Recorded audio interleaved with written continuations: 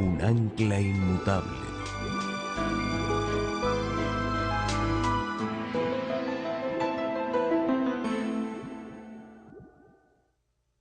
Vamos a inclinar nuestros rostros antes de comenzar nuestro estudio esta noche. Nuestro Padre, nuestro Dios, te damos gracias por el privilegio de encontrarnos una vez más en este local para estudiar tu palabra, para escuchar tu voz. Te pedimos, Señor, que a través del ministerio de tu Espíritu Santo te acerques a nosotros. Te rogamos especialmente por aquellas personas que están en el valle de la indecisión. Te ruego, Señor, que tu Santo Espíritu les hable de una forma clara y diáfana en esta noche. Te damos gracias por el privilegio de acercarnos a tu trono y gracias por escuchar nuestra oración, pues te lo pedimos en el nombre de Jesús. Amén. La Iglesia Adventista del Séptimo Día tiene un concepto muy particular del juicio. Si ustedes le preguntan a la mayoría de los cristianos en cuanto al juicio, ellos probablemente les van a decir que el juicio se realiza en el momento de la segunda venida de Cristo. Y ciertamente la Biblia indica de que ese es un aspecto del juicio. Pero el concepto bíblico del juicio es mucho más amplio que solamente la segunda venida de Jesús. En efecto, el concepto adventista del juicio enseña que el juicio se compone de tres fases o de tres etapas.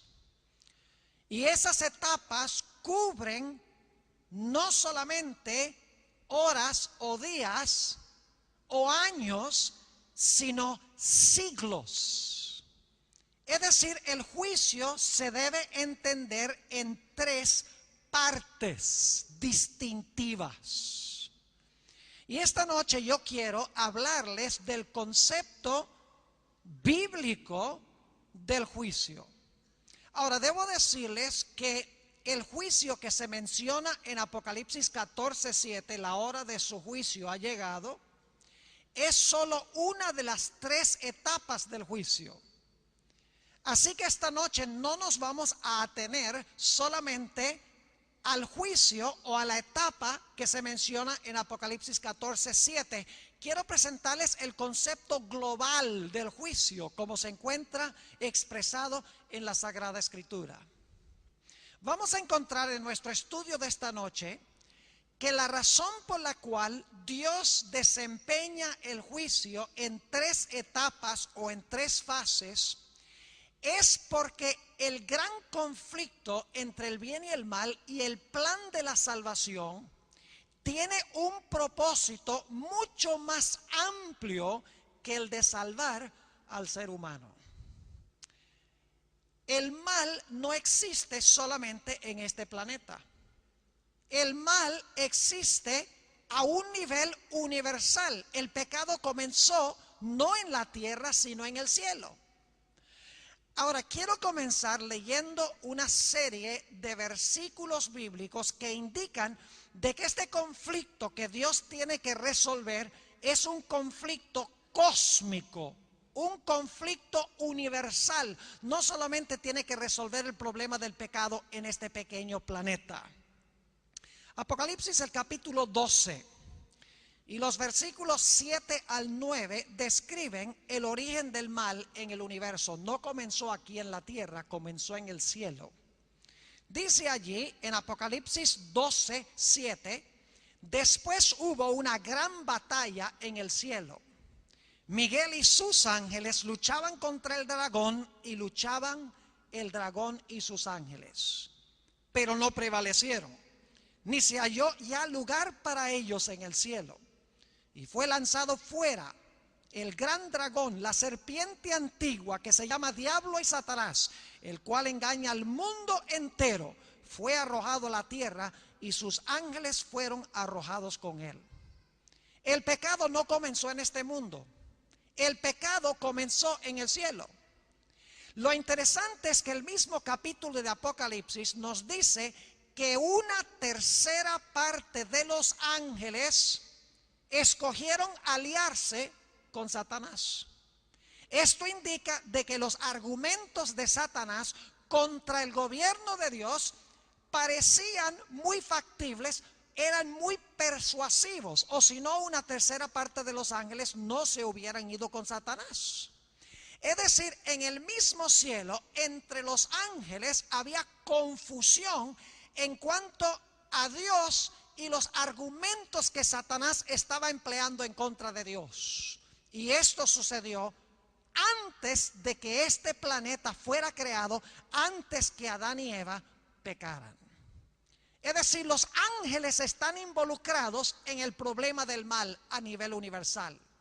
Pero no solamente los ángeles leales que permanecieron leales a Dios, los ángeles caídos que se fueron con Satanás, también los seres de otros mundos están involucrados, observando la forma en que Dios trata con el problema del mal. Quiero leerles una cita que encontramos, y esta la traduje yo, es de Elena White, en la revista Review and Herald, septiembre 25 del año 1900. Escucha lo que dice ella. Dios tiene mundos sobre mundos que obedecen su ley. Todo lo que se hace en estos mundos es para la gloria del Creador. Al ver los habitantes de estos mundos el gran precio que se ha pagado para rescatar al hombre, se llenan de admiración. Con intenso interés observan la controversia entre Cristo y Satanás. Y a medida que esta controversia avanza y la gloria de Dios resplandece más y más, le rinden alabanza. No obstante, porque el hombre finito tan solo es capaz de discernir un poco del maravilloso poder de Dios, este se apropia de la gloria que le pertenece al Creador. Oh, que el velo pudiese ser quitado y pudiesen los hombres ver más allá de su propia sabiduría. Cada boca cesaría entonces de jactarse. Los hombres comprenderían la grandeza de los planes de Dios y en cambio comprenderían que su propio conocimiento es vastamente inferior. Nunca más pensarían que tienen el derecho de juzgar los planes de Dios o de convocarle ante su tribunal para dictar sentencia sobre sus acciones. Mundos sobre mundos en el universo que nunca pecaron y están observando la forma en que Dios resuelve el problema del mal. Los ángeles celestiales observando cómo Dios resuelve el problema del mal. Los ángeles caídos y Satanás observando la forma en que Dios resuelve este problema. Y los seres humanos también observando la forma en que se resuelve el problema del mal. Y vamos a ver en esta noche que la razón por la cual Dios hace el juicio en tres partes es para convencer a cada uno de los grupos que están involucrados en esta controversia de que Él es amoroso, misericordioso y justo. Vayan conmigo a 1 de Corintios, el capítulo 4 y el versículo 9. Un versículo muy interesante, me gusta la forma como está traducido aquí en la versión del 60. 1 de Corintios 4 y el versículo 9 dice el apóstol San Pablo: porque según pienso, Dios nos ha exhibido a nosotros, los apóstoles, como postreros, como a sentenciados a muerte, pues hemos llegado a ser espectáculo. La palabra griega allí es la palabra teatro. Es decir, el apóstol San Pablo está diciendo aquí: nosotros los apóstoles, a quienes nos han sentenciado a muerte, hemos llegado a ser el teatro, y aquí dice en la traducción al mundo, en realidad se podría traducir al universo, y a quienes más, a los ángeles y a los hombres. Tres grupos: el universo, los ángeles y los hombres. Y dice el apóstol San Pablo que ellos habían llegado a ser espectáculo o teatro a todos estos tres grupos. ¿Sabían ustedes que Dios tiene que reconciliar consigo no solamente la tierra, sino también el cielo? Note lo que dice en el libro de Colosenses, el capítulo 1 y los versículos 19 y 20. Colosenses, el capítulo 1 y el versículo 19 y 20. Dice: por cuanto agradó al Padre que en Él habitase toda la plenitud, es decir, en Jesús. Y por medio de Él, es decir, por medio de Jesús, reconciliar consigo todas las cosas, así las que están en la tierra como las que están en los cielos, haciendo la paz mediante la sangre de su cruz. Es decir, a través de Jesús, Dios no solamente reconcilia consigo mismo a la tierra, sino que dice que reconcilia a sí mismo también a los cielos.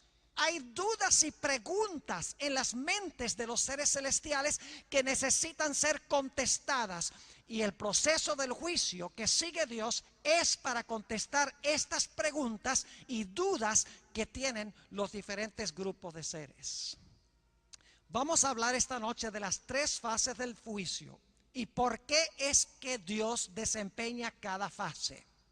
Vayamos a Apocalipsis, el capítulo 14 y el versículo 7, para hablar de la primera fase del juicio. Apocalipsis 14 y el versículo 6 y 7, vamos a leer el 6 para el contexto. Dice: vi volar por en medio del cielo a otro ángel, que tenía el evangelio eterno para predicarlo a los moradores de la tierra, a toda nación, tribu, lengua y pueblo, diciendo a gran voz: temed a Dios y dadle gloria, porque la hora de su juicio llegará. ¿Es eso lo que dice el texto? No es lo que dice el texto. En el griego es un aoristo, pasado. La hora de su juicio ha llegado. Ahora, ¿por qué subrayo esto? Porque cuando se proclama el mensaje del primer ángel, en ese momento es que la hora del juicio llegó. Ahora, ¿por qué enfatizo este punto? No se distraigan, porque lo que voy a decir es muy importante. ¿Saben ustedes que la primera fase del juicio se realiza antes de la segunda venida de Jesús? Los que son adventistas ya sabían esto, de que la primera fase del juicio, lo que se conoce como el juicio investigador, se desempeña antes de que el Señor Jesucristo venga en poder y gloria. Y ustedes dicen: pastor, ¿cómo sabemos eso? Es muy sencillo. El juicio comienza con el mensaje del primer ángel, pero todavía no se ha proclamado el segundo, ni se ha proclamado el tercero, y no es sino hasta que se proclame el segundo y el tercero que se ve a Jesús viniendo en la nube con la hoz aguda en su mano. Es decir, el juicio comienza en el momento cuando el primer ángel da su mensaje, pero todavía falta el segundo, todavía falta el tercero, y luego Cristo viene. Eso indica de que el juicio comienza con el mensaje del primer ángel. Tiene que ser antes de la segunda venida, porque es antes del mensaje del segundo y del tercer ángel, antes de que se vea a Jesús sobre la nube. Es decir, la primera fase del juicio se realiza antes de la segunda venida de Jesús. ¿Y saben ustedes a dónde se realiza ese juicio? El libro de Daniel lo explica. Daniel, el capítulo 7. Daniel, el capítulo 7. Y necesito darles un poquito de trasfondo aquí para que podamos tener en cuenta los versículos específicos que voy a leer. Daniel 7 presenta 4 bestias. Y la cuarta bestia tiene varias características. Para los adventistas esto es un repaso. El león en Daniel 7 representa ¿qué reino? Bueno, oigo vagamente: Babilonia. Y el oso representa Medo-Persia, mejor todavía. El leopardo representa a Grecia, estamos mejorando. El dragón o la bestia terrible representa a Roma. Los 10 cuernos que le salen en la cabeza a ese dragón representan las 10 divisiones de Roma, lo que hoy es Europa occidental. Y luego en medio de esos 10 cuernos se levanta un cuerno pequeño que gobierna ¿cuánto tiempo? 1260 años. Ahora fíjense lo que tenemos en Daniel 7. Vamos de Babilonia a Medo-Persia, a Grecia, a Roma. Luego Roma se divide en 10 reinos, ese es el año 476. Luego después de ese año se levanta un cuerno pequeño que gobierna 1260 años. Y los que hemos estudiado estas cosas sabemos que esos 1260 años terminaron en el año 1798. Ahora, ¿por qué subrayo yo esto? Porque el libro de Daniel nos indica de que el juicio comienza cuando ese cuerno pequeño deja de gobernar. Cuando el cuerno pequeño cae, al final de los 1260 años, se realiza el juicio. Pero el juicio no se hace en la tierra, el juicio se hace en el cielo y luego después es que viene Jesús. Note lo que dice Daniel, el capítulo 7 y los versículos 9 y 10. Estuve mirando hasta que fueron puestos tronos y se sentó un anciano de días, ese es Dios el Padre, cuyo vestido era blanco como la nieve y el pelo de su cabeza como lana limpia. Su trono llama de fuego y las ruedas del mismo fuego ardiente. Un río de fuego procedía y salía de delante de él. Millares de millares le servían y millones de millones asistían delante de él.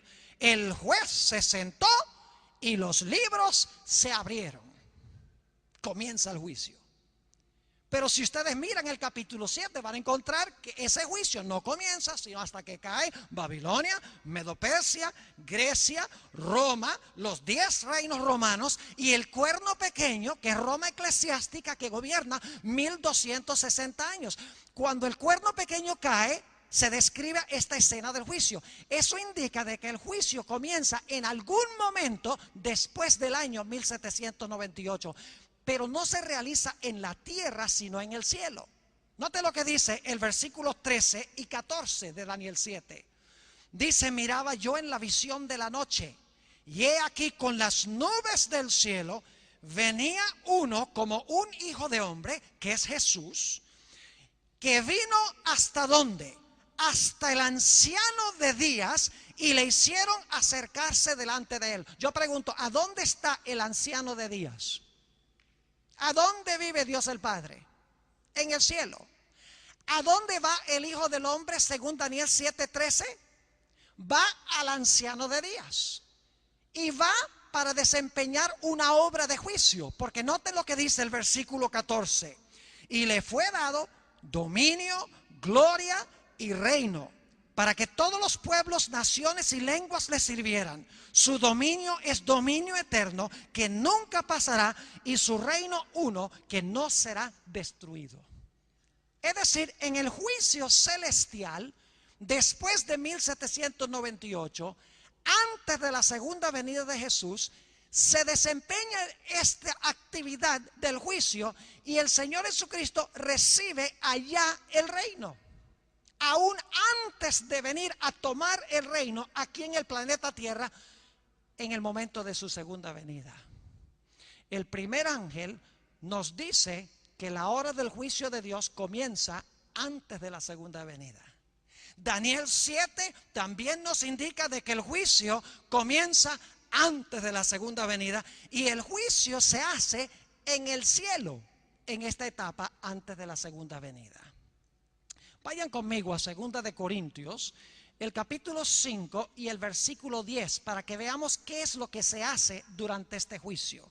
2 de Corintios, el capítulo 5 y el versículo 10. Muy importante este texto porque algunos dicen que los cristianos no van a ser juzgados. Pero fíjense lo que dice la Biblia. Porque es necesario que todos nosotros comparezcamos ante el tribunal de Cristo, para que cada uno reciba según lo que haya hecho mientras estaba en el cuerpo, sea bueno o sea malo. Ahora tenemos un problema, y es este. Si el juicio se realiza antes de que Cristo venga, y el juicio se realiza en el cielo, ¿cómo es que nosotros podemos comparecer ante el gran tribunal de Cristo? ¿Acaso vamos a tomar un cohete y nos vamos a ir al cielo cuando llegue nuestro nombre a presentarse en el juicio? ¿O será que hay otra explicación? ¿Saben ustedes que la Biblia dice que Dios guarda un registro de nuestra vida en los libros celestiales? Y en el juicio, nosotros no comparecemos personalmente en el juicio, porque es antes de que Cristo venga, todavía estamos en la tierra, y no se realiza en la tierra, sino en el cielo. Es decir, nosotros comparecemos ante el tribunal de Cristo a través de nuestros registros. Y mañana en la mañana voy a ampliar un poquito más esto, porque Dios tiene una copia exacta en el cielo de cada una de nosotros. No tenemos que ir personalmente, porque cuando se abren los libros hay un registro exacto de cada palabra, de cada pensamiento, de cada acción, de cada cosa secreta. Dios tiene una fotocopia en el cielo de nosotros. Y cuando surge nuestro nombre en el juicio, Dios trae los libros, abre los libros y examina nuestra vida de acuerdo a los registros. Cuando termine este juicio, se van a pronunciar las terribles palabras de Apocalipsis 22 y el versículo 11.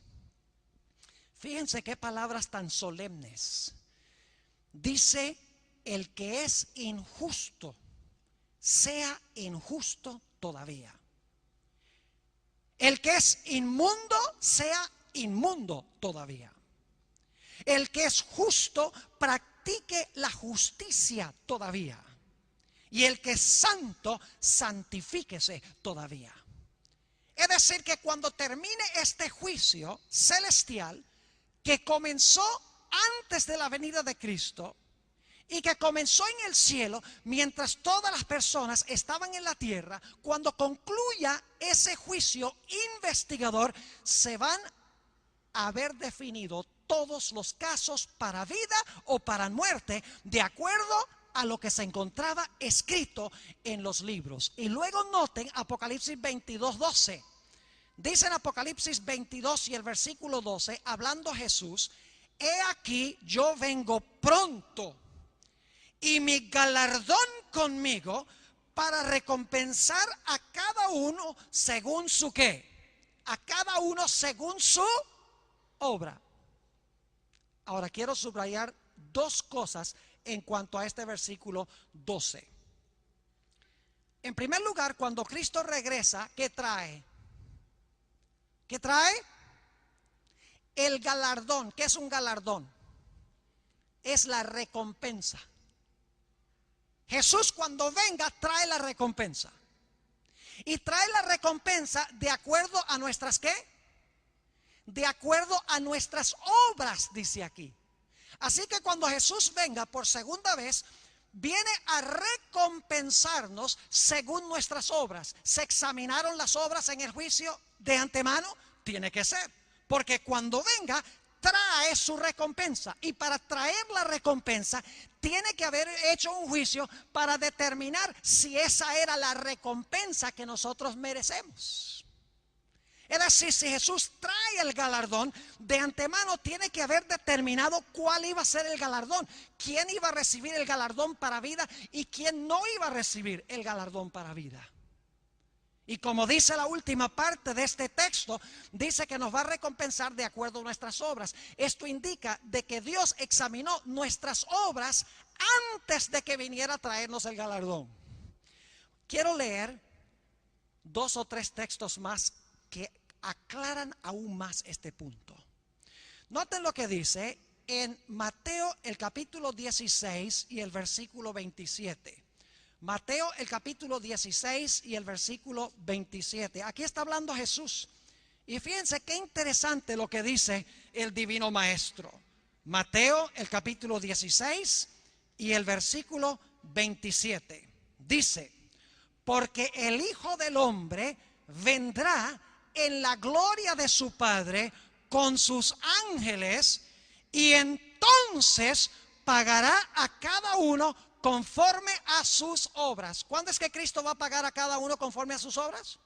Cuando Él venga. Tiene que haber determinado de antemano cuál iba a ser el pago, si trae la recompensa para cada uno según sus obras. Claro que sí. Ahora vamos a Primera de Tesalonicenses el capítulo 4. Aquí les va a quedar absolutamente claro este punto. Primera de Tesalonicenses el capítulo 4, y quiero leer los versículos 15 al 17. Versículos muy bien conocidos, casi siempre se leen en los funerales, en los entierros. Dice en el versículo 15 de Primera Tesalonicenses 4: por lo cual os decimos esto en palabra del Señor, que nosotros que vivimos, que habremos quedado hasta la venida del Señor, no precederemos a los que durmieron. ¿Quiénes son los que durmieron? Los que murieron, ¿verdad? Hay dos grupos: los vivos y los que murieron en Cristo. Versículo 16: porque el Señor mismo, con voz de mando, con voz de arcángel y con trompeta de Dios, descenderá del cielo, y los muertos en Cristo resucitarán primero. Luego nosotros, los que vivimos, los que hayamos quedado, seremos arrebatados juntamente con ellos en las nubes para recibir al Señor en el aire, y así estaremos siempre con el Señor. Ahora voy a hacer la pregunta: ¿cuándo es que los vivos van a ir a estar con Jesús? ¿Cuándo Jesús qué? Venga. ¿Cuándo van a ir a estar con Jesús los que murieron en Cristo? Cuando Cristo venga. ¿Van a ir los muertos primero y después los vivos? No, el pasaje dice que los muertos en Cristo van a resucitar, luego junto con los vivos, simultáneamente van a ser arrebatados en las nubes a recibir al Señor en el aire. Ahora, ¿por qué es importante esto?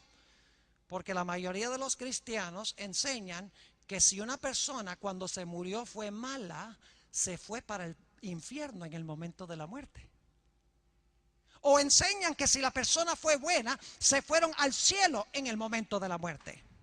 Si ese es el caso, entonces la pregunta es esta: si la gente en realidad fue recompensada con el infierno o con el cielo en el momento de la muerte, ¿para qué va a convocar Dios un juicio para examinar las obras y para determinar la recompensa y para traer el galardón cuando venga, si ya les dio el galardón cuando se murieron? ¿Me están entendiendo lo que estoy diciendo? La Biblia, en otras palabras, nos indica claramente que la recompensa no se recibe en el momento de la muerte, sino cuando Cristo venga. Y esa recompensa se determina antes, en la hora del juicio, antes del mensaje del segundo ángel, antes del mensaje del tercer ángel, antes de que se vea a Jesús venir en la nube, porque el juicio comienza con el mensaje del primer ángel. Daniel 7 dice que el juicio se realiza en el cielo.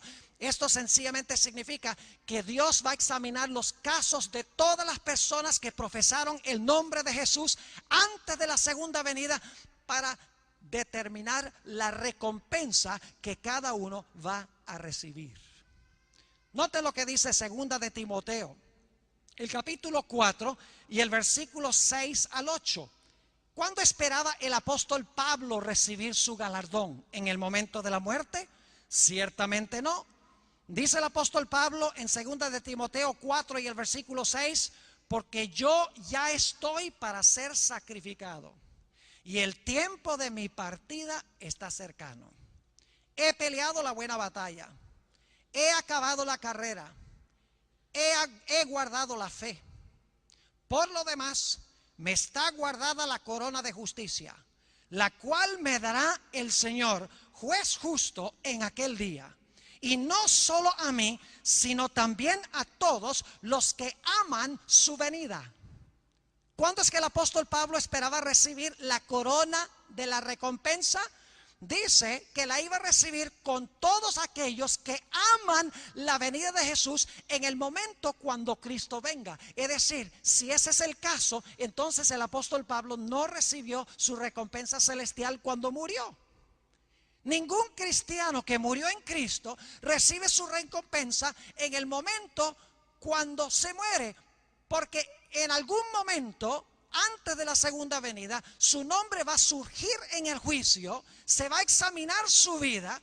Cuando se determine que murió en Cristo o que vivió en Cristo, entonces va a venir Cristo a recompensar a sus hijos con la vida eterna. Ahora inmediatamente nos preguntamos, ¿por qué razón es que Cristo desempeña este juicio antes de su segunda venida solamente con los que murieron en Cristo y con los que están vivos en Cristo? Porque no examina los casos de los impíos, de los malos. Solamente examina los casos de los justos. En un momento vamos a ver eso claramente. ¿Qué urgencia hay antes de la segunda venida de examinar los casos de aquellas personas que murieron en Cristo y que vivieron en Cristo? Ustedes saben la respuesta.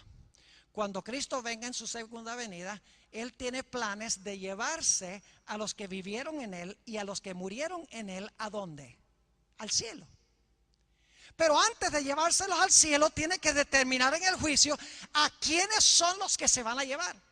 Ahora, Dios sabe todas las cosas. Dios no necesita libros, Dios no necesita registros, pero los ángeles celestiales y los seres de otros mundos no pueden leer la mente, no conocen la condición íntima de cada ser humano que profesó el nombre de Jesús.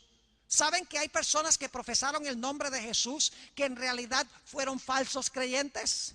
No todo el que me dice Señor, Señor entrará en el reino de los cielos, mas el que hiciere la voluntad de mi Padre que está en los cielos. Muchos me dirán en aquel día, Señor, Señor, no echamos demonios en tu nombre. Señor, Señor, no hicimos señales en tu nombre. Señor, Señor, no profetizamos en tu nombre. Eran cristianos porque profesan el nombre de Jesús. Y Jesús va a decir, no os conozco, apartaos de mí, obradores de maldad.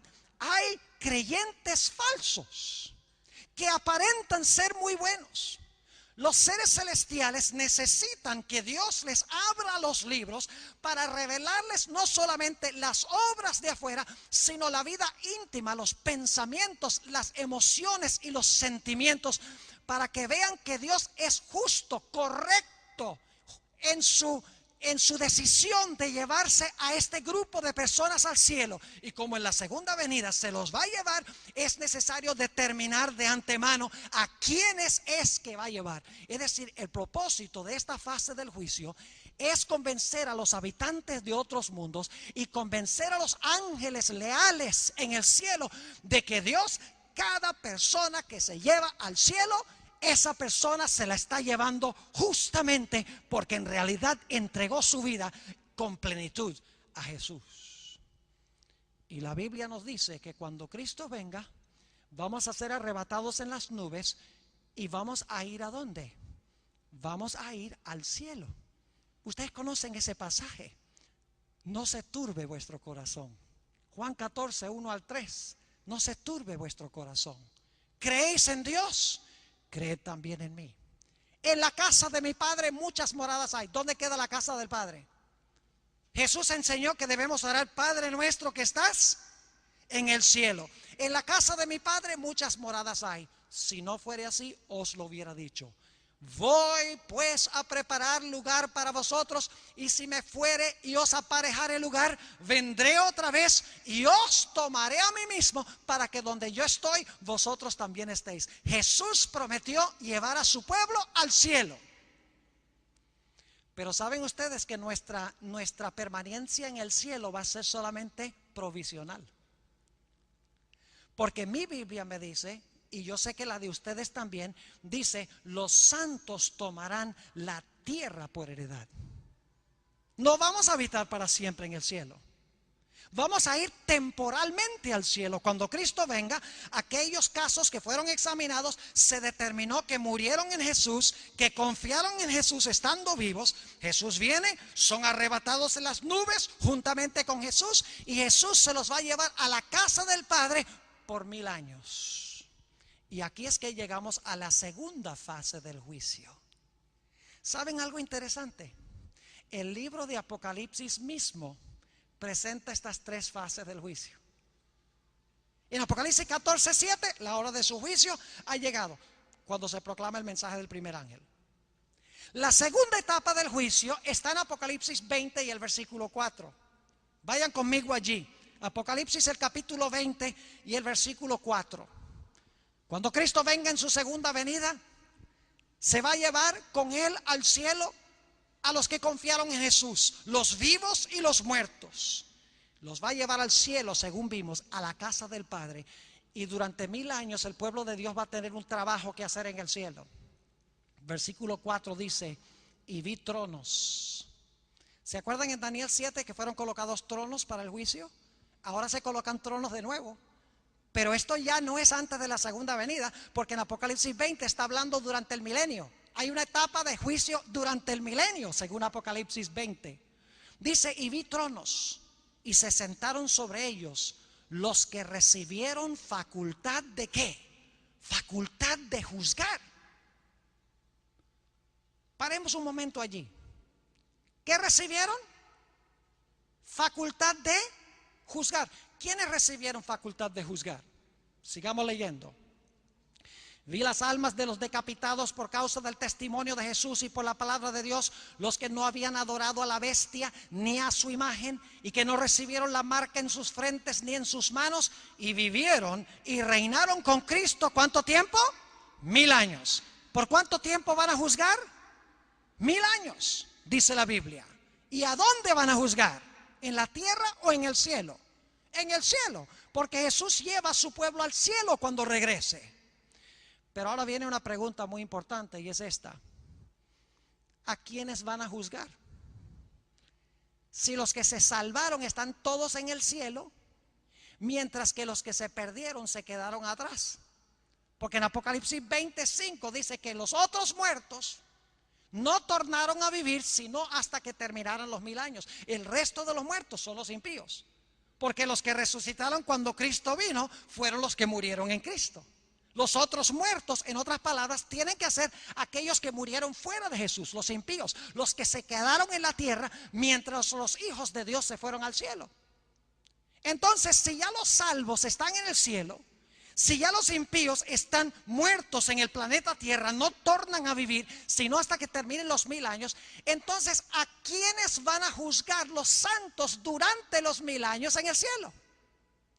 La Biblia tiene la respuesta. Primera de Corintios, el capítulo 6. Primera de Corintios, el capítulo 6. Y quiero leer los versículos 1 al 3. Primera de Corintios 6, 1 al 3. Dice el apóstol San Pablo: ¿se atreve alguno de vosotros, cuando tiene algo contra otro, ir a juicio delante de los injustos y no delante de los santos?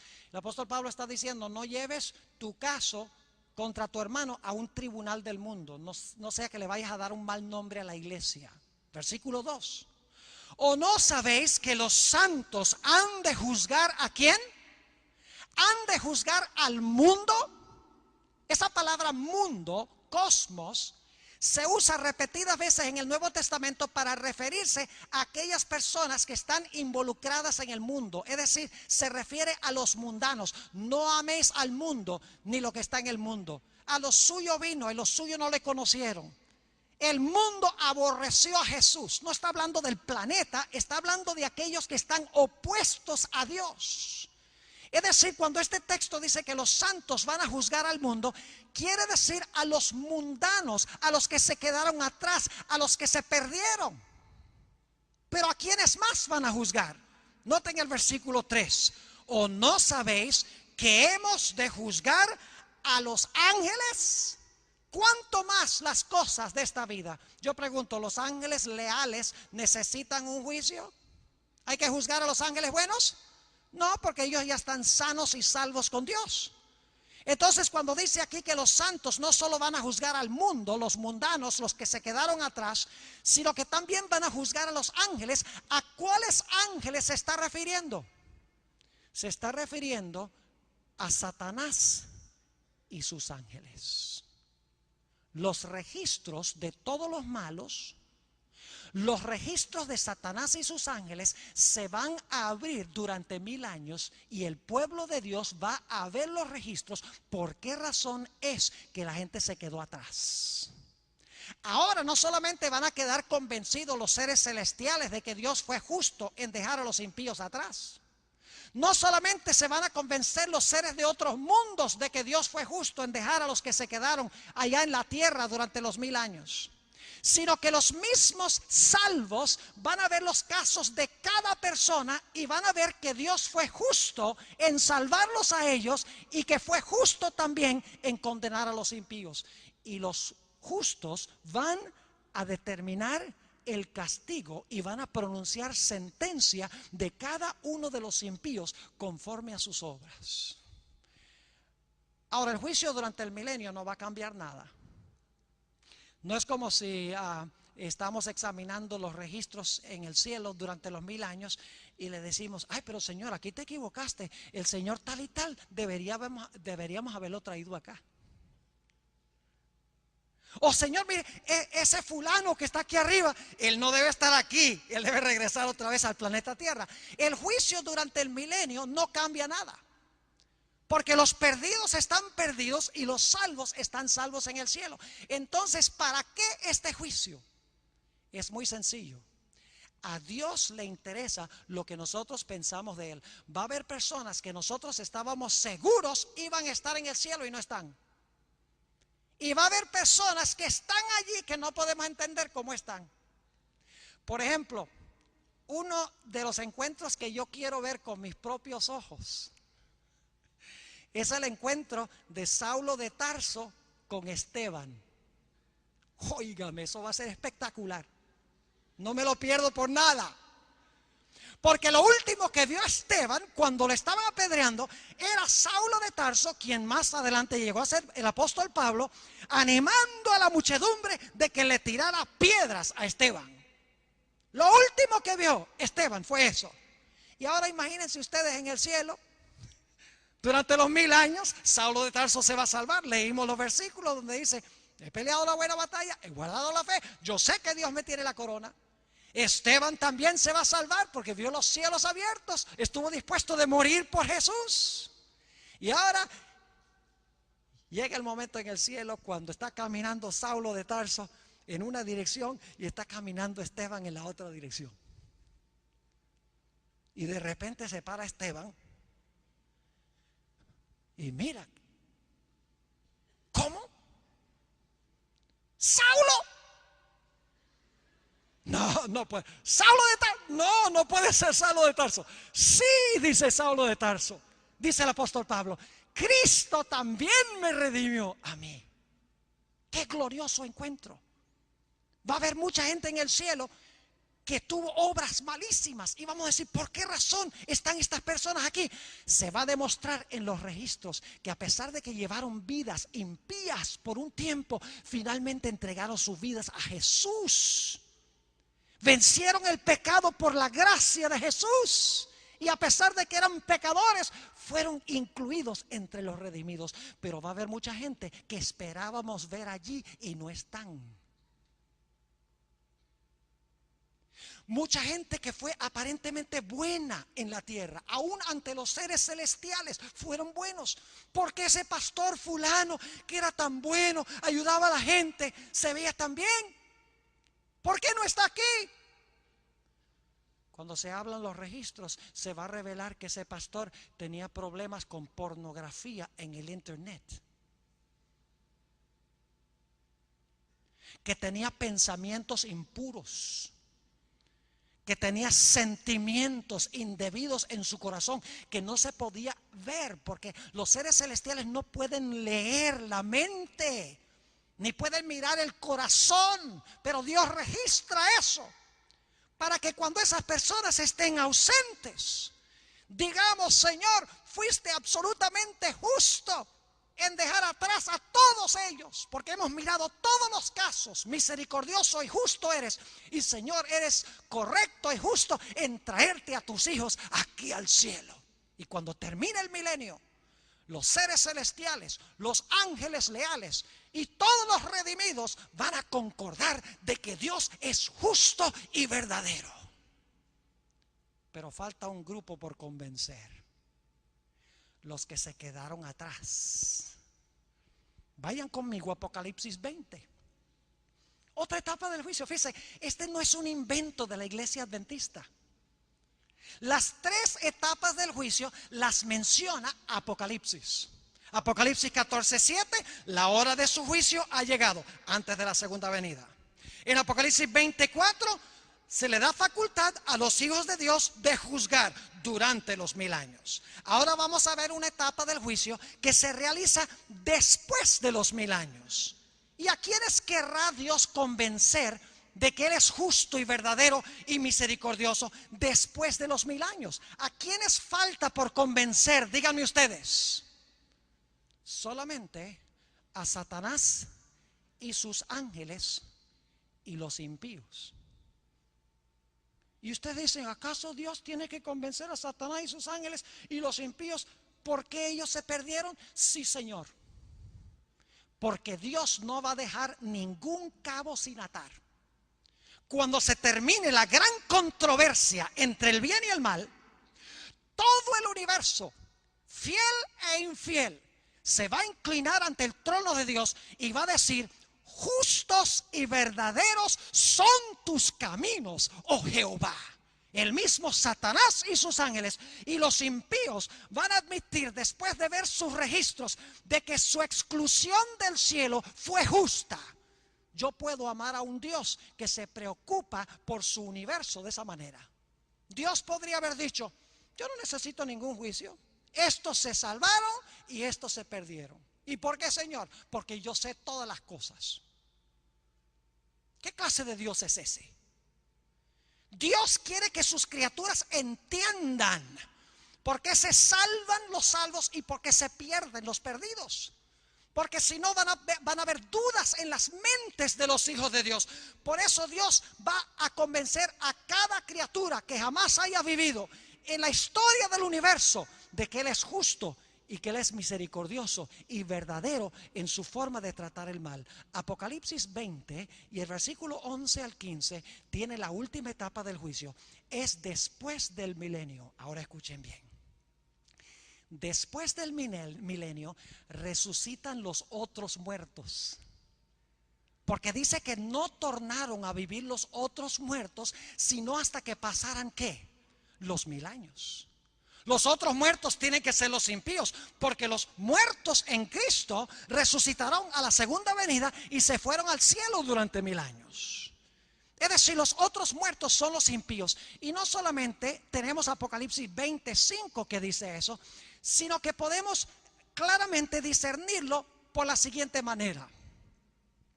Los impíos, según Apocalipsis 20 y 21, van a sufrir la muerte segunda.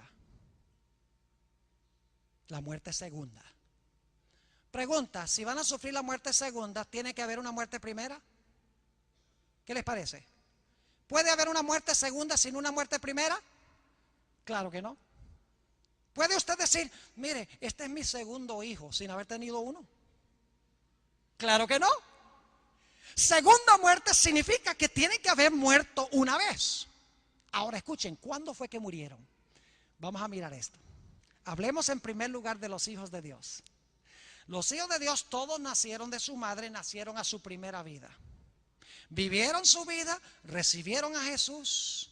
Por el poder de Dios vencieron el pecado en su vida. Cuando murieron, murieron en Cristo. Murieron por primera vez. Cuando Cristo venga, van a ser resucitados y van a vivir con Jesús para siempre. Pero con los impíos es diferente. Porque los impíos también nacieron de su madre. También ellos vivieron su primera vida. Y cuando Cristo venga por segunda vez, según Apocalipsis 19, 21, ellos van a ser destruidos. Es decir, todos los impíos van a morir. Pero ese no es su castigo final, porque no han sido juzgados todavía. Son juzgados durante los 1000 años, como ya vimos. Y Dios no los va a castigar sin antes juzgarlos. El castigo de los impíos por sus pecados no es la muerte que sufren cuando Cristo venga. No es la primera muerte. Esto indica que después de los 1000 años van a resucitar a una segunda vida, por así decirlo. Y solo resucitando después del milenio a una segunda vida pueden sufrir, ¿qué cosa? Pueden sufrir muerte segunda. Es decir, el castigo por sus pecados es muerte segunda. Su primera muerte cuando Cristo venga no es el castigo por sus pecados. Mueren a la segunda venida. Durante los 1000 años sus casos son examinados. Después del milenio resucitan, y ahora vamos a ver que Dios les va a abrir los libros a ellos para mostrarles sus vidas. Después que confiesen que Dios es justo, entonces se va a ejecutar la sentencia en contra de ellos. Dicho sea de paso, el juicio durante el milenio es como un trabajo de auditoría. ¿Qué hace un auditor? El propósito de un auditor es cambiar los libros, ¿verdad? Hacer trampa en los libros. Claro que no. El propósito del auditor es ver si se llevó bien la contabilidad. El juicio durante los 1000 años va a ser la gran auditoría de Dios. Dios va a decirle a sus hijos: ahora abran los libros y vean a ver si yo llevé bien la contabilidad o no. Y se va a comprobar que en cada caso Dios llevó bien la contabilidad. Es como un replay de una jugada en un partido de fútbol. Cuando un árbitro canta un penalti y se repite la jugada. Yo pregunto, ¿la repetición cambia la jugada? Cuando se repite la jugada cambia. No, el propósito es repetir la jugada para ver si el árbitro tuvo razón en cantar penalti. El juicio durante los 1000 años va a ser la repetición de la jugada de cada vida de cada persona. Dios va a demostrar que fue justo y verdadero, por así decirlo, en cantarle penalti a los impíos. Va a demostrar que lo que él hizo fue justo y verdadero. Ahora, noten Apocalipsis 20:11. Esto es después del milenio. Todos los impíos han resucitado.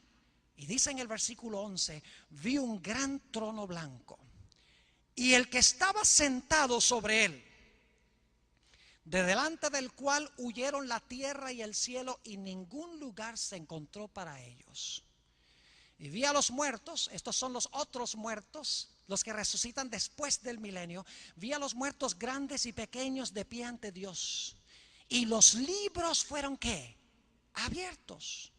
Y otro libro fue abierto, el cual es el libro de la vida.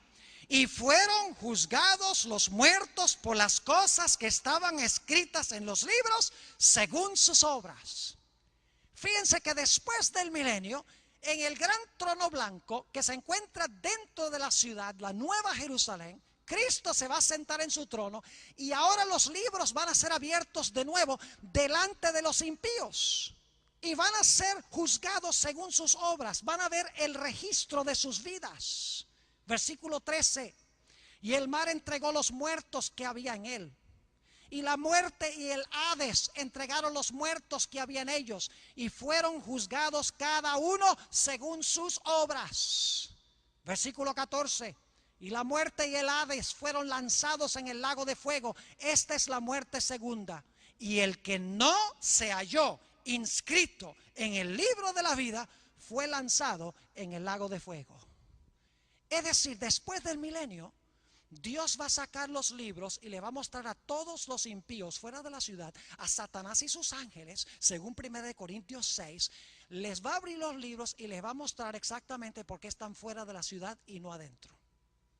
Les va a decir: mire, a base de los registros, ¿merecen ustedes estar en la ciudad, sí o no? Y todos los impíos van a decir: no merecemos estar allí. Y Dios va a sacar el libro de la vida y les va a decir: mire, ¿ustedes encuentran el nombre de ustedes aquí en el libro de la vida? No, no está. ¿Saben por qué no está? Por las obras que ustedes desempeñaron. Porque ustedes no recibieron a Jesús. Porque ustedes no vivieron una vida semejante a la de Jesús por el poder del Espíritu Santo. Y se ve claramente en sus registros que ustedes hicieron esa elección. Y en ese momento va a alcanzar la historia de este mundo, la historia del universo, su clímax. Satanás, sus ángeles y todos los impíos se van a lanzar al suelo, se van a inclinar y van a decir: justos y verdaderos son tus caminos, oh Jehová. Como dice en Filipenses el capítulo 2 y el versículo 6 al 11. Toda rodilla se doblará y toda lengua confesará que Jesucristo es el Señor, para la gloria de Dios el Padre. Solo en este momento puede Dios ejecutar la sentencia en contra de los impíos. Porque por primera vez en la historia del universo, todo el universo está en armonía. Los ángeles están de acuerdo de que Dios ha actuado bien. Los seres de otros mundos están de acuerdo de que Dios ha escogido bien. Los salvos van a estar de acuerdo de que Dios en cada caso obró debidamente. Aún Satanás, sus ángeles y los impíos van a confesar que su exclusión de la ciudad y de la vida eterna ha sido justa. Todo el universo está en este momento en armonía con Dios. Y solo en ese momento puede Dios destruir el pecado y los pecadores. Es decir, el concepto del juicio que tiene el libro de Apocalipsis es tripartito: investigación, sentencia. Durante el milenio, investigación, los hijos de Dios van a dictar sentencia. Después del milenio, investigación, y se va a ejecutar la sentencia. Y Dios lo hace de esta manera porque Él no quiere dejar ni un solo cabo sin atar. Él quiere que todo el universo esté de acuerdo de que Él obró correctamente en el gran conflicto entre el bien y el mal. Qué gran Dios tenemos, ¿verdad? Que se preocupa por lo que nosotros pensamos. Cuando yo me pongo a pensar que Dios permitió, por ejemplo, que Jonás discutiera con Él y hasta lo regañara. Cuando permitió que Job, durante 37 capítulos de su libro, se quejara de Dios y pidiera explicaciones a Dios. Cuando veo que en la Biblia Dios permitió que los pecadores le hablaran a Él y le expresaran sus preocupaciones, como Abraham cuando dijo: Señor, si hay 50 justos en Sodoma, ¿los vas a destruir junto con todos los demás? Qué lindo que Dios se preocupa por lo que nosotros pensamos. Y en materia de resolver el problema del mal, Dios se preocupa por lo que nosotros pensamos. Ahora, mis hermanos y hermanas, apreciados estudiantes, el Señor Jesucristo en este mismo momento está examinando los casos con los seres celestiales de cada persona que ha vivido en el planeta Tierra. La Biblia enseña que el juicio comenzó con los que han muerto en Cristo. Mañana vamos a ver que eso sucedió en 1844, comenzó ese juicio. Y ha continuado durante todos estos años con los muertos. Y muy pronto, no sabemos cuán pronto, el juicio pasará a aquellos que estamos vivos. Por eso el primer ángel dice: teme a Dios, dale gloria, la hora de su juicio ha llegado. Adorad a aquel que hizo el cielo, la tierra, el mar y las fuentes de las aguas. Dios está diciendo: yo quiero que tú recibas el mensaje del primer ángel, para que cuando venga tu nombre ante el juicio, el evangelio te salve. Cuando se examinen tus obras, se determine que tú has temido a Dios, que tú has glorificado a Dios y que tú has adorado a Dios y le has obedecido con todo tu corazón. El mensaje del primer ángel tiene el propósito de prepararnos para el juicio. Yo quiero preguntar en esta noche: ¿cuántos de los presentes quieren decirle al Señor Jesús: yo deseo, Señor Jesús, que tú empieces tu obra con mi carácter? Señor, perdóname mis pecados. Pero más que esto, Señor, limpia mi vida de todo mal. Siembra en mi corazón el temor de Dios.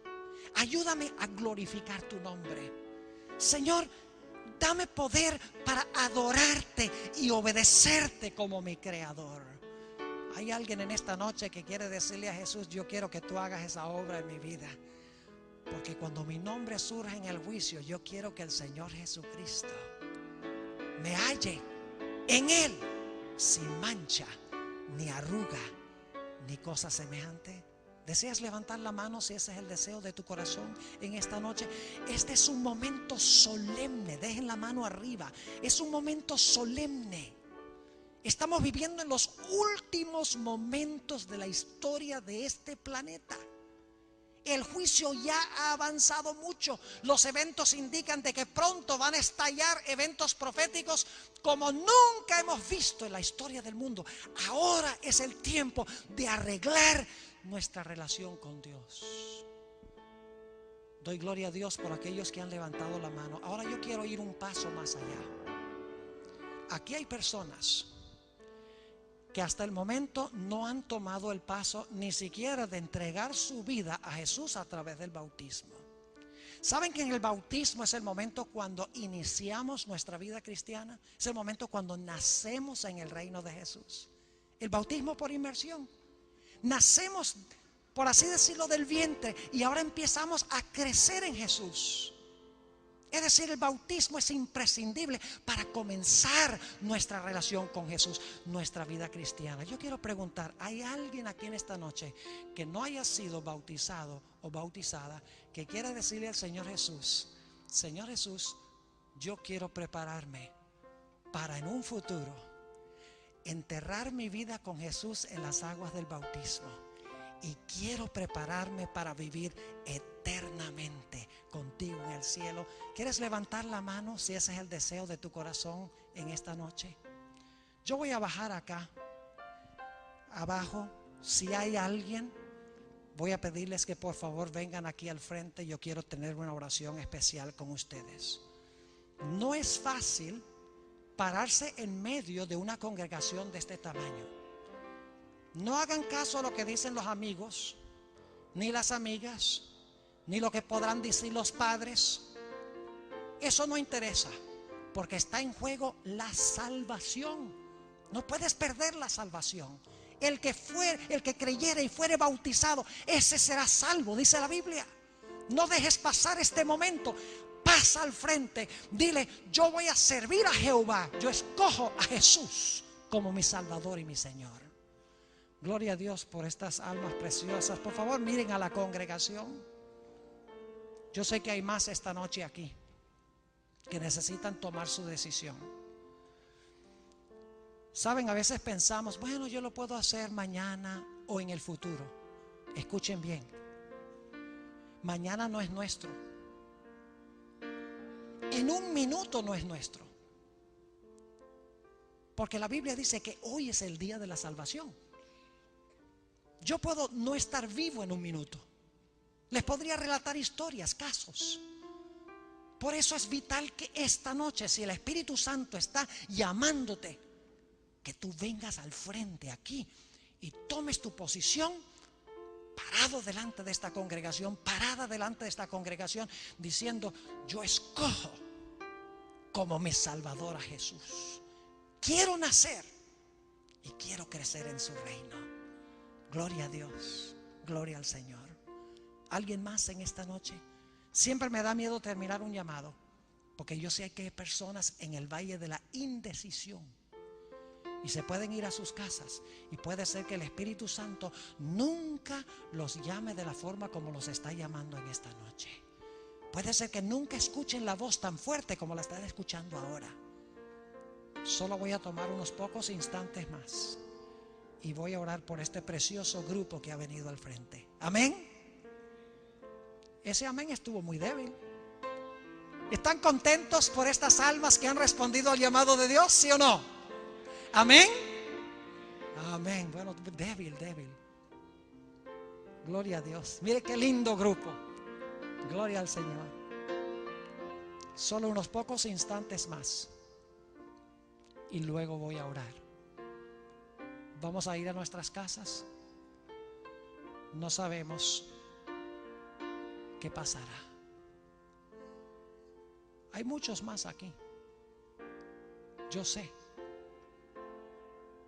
¿Alguien más en este instante, antes de nuestra oración, que quiera con valentía decirle: sí, Jesús, yo también escojo venir al frente, escojo responder a tu llamado?